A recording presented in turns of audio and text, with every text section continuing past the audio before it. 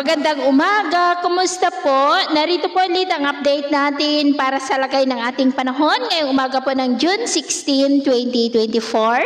na kung saan sa ngayon ay walang anumang sama ng panahon sa loob at labas ng ating area of responsibility, pero mayroon pa rin pong monsoon trough na nandyan po sa western section ng ating bansa at mayroong intertropical convergence zone sa silangan ng Mindanao at easterlies naman sa silangang bahagi po ng Visayas at Luzon. At sa ating long-range forecast, wala pa naman pong bagyo na nakikita na tatawid dito po sa ating bansa hanggang sa susunod na 2 linggo, pero hindi pa rin inaalis ang posibilidad na may isang banta ng bagyo na maaaring mabuo o kaya pa ipapasok sa ating area of responsibility bago po matapos ang buwan na ito. At sa lagay ng ating panahon ngayong madaling araw ay maayos ang panahon sa malaking bahagi ng bansa, pero may tsansa pa rin ng mga isolated rain sa ilang bahagi ng Central Luzon, Metro Manila, Legazpi, Iloilo, Bacolod, Cebu, Bohol, Leyte, Dinagat Island, Zamboanga del Sur,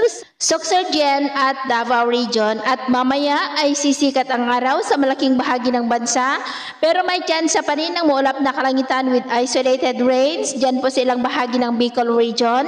Romblon, Alaminos sa may Pangasinan, Aklan, Iloilo, Guimaras, Bacolod, Sipalay, Hinobaan, Toledo,